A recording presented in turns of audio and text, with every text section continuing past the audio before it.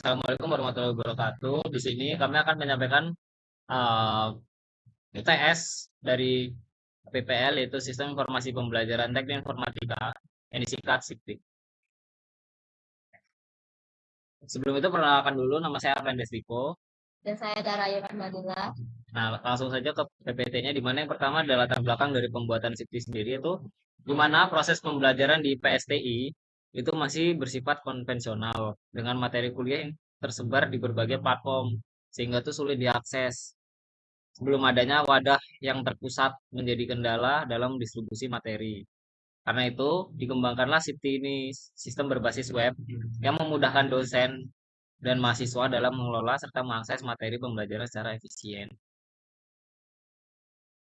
Nah, untuk rumusan masalahnya sendiri, di mana kita tuh bertanya-tanya bagaimana sistem memfasilitasi dosen dalam mengunggah materi, lalu bagaimana mahasiswa dapat mengakses materi terstruktur, dan terakhir bagaimana membangun sistem yang efisien dan mudah digunakan. Untuk manfaat dan tujuannya, yang pertama itu manfaatnya di mana untuk dosen sendiri itu distribusi materi cepat dan terorganisir. Mahasiswa itu akses materi kuliah yang terpusat. Untuk prodinya itu mendukung digitalisasi kegiatan akademik. Lalu untuk tujuannya itu membuat sistem informasi akademik berbasis web, mempermudah dosen dalam distribusi materi, dan memudahkan mahasiswa dalam akses pembelajaran. Untuk fitur utamanya, itu ada login dan akses, di mana ada admin, dosen, dan mahasiswa.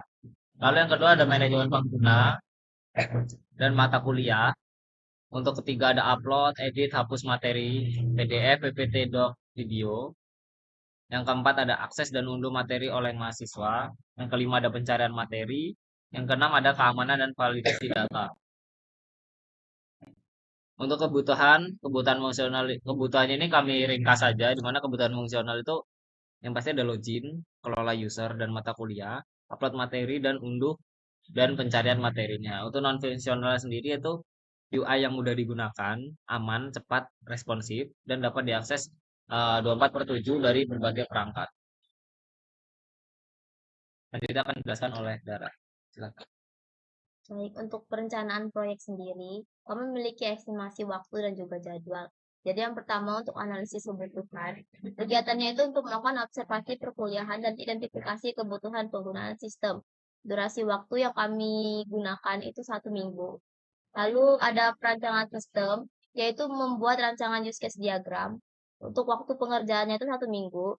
Dan juga penyusunan laporan, menyusun laporan hasil analisis dan perancangan sistem dengan waktu pengerjaan juga 1 minggu.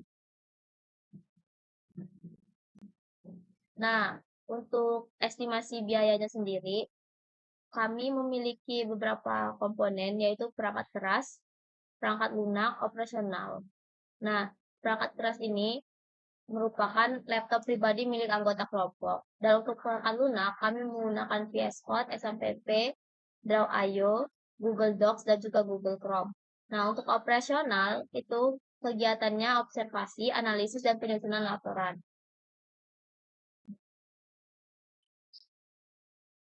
Untuk sumber daya sendiri, tim pengembang sistem terdiri dari Arlendes Diko sebagai analisis sistem sekaligus dokumentator, serta saya sendiri, Dara Rahmadillah, sebagai perancang sistem dan dokumentator.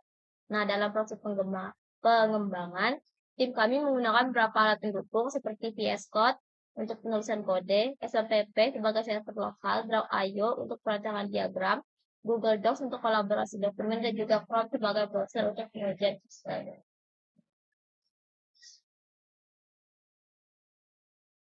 Untuk metodologi yang kami gunakan itu adalah waterfall, dan di mana alasan kami sendiri memilih metodologi ini karena waterfall sendiri itu memiliki tahapan yang sistematis dan terstruktur.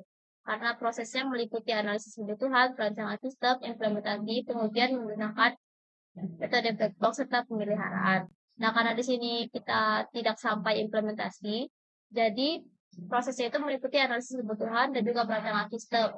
Untuk alasan juga kenapa menggunakan metode waterfall itu karena kebutuhan sistemnya itu udah jelas, alur pengerjaannya mudah diikuti dan menunggu dokumentasi yang rapi.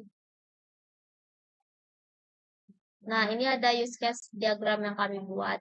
Di sini ada 3 aktor, mahasiswa, admin, dan juga dosen. sini mahasiswa itu memiliki beberapa use case, yaitu mengunduh materi, mengakses materi, melihat daftar materi, dan juga melakukan login. Nah, untuk dosen sendiri itu melakukan login, melihat daftar materi, mengedit materi, mengupload materi, serta menghapus materi. Untuk admin sendiri itu dapat mengelola mata kuliah dan juga mengelola data pengguna. Yang dimana untuk use case unduh materi ini sendiri extend dari akses materi. Jadi jika mahasiswa mengakses materi, dia bisa dia bisa melakukan pengunduhan materi atau tidak. Kayak untuk hapus materi dan juga edit materi, ini juga sama, yaitu merupakan extend dari upload materi.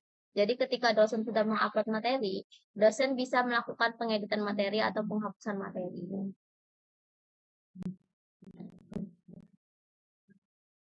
Baik, terima kasih. Sekian presentasi dari kami. Kami akhiri. Wassalamualaikum warahmatullahi wabarakatuh. Dadah.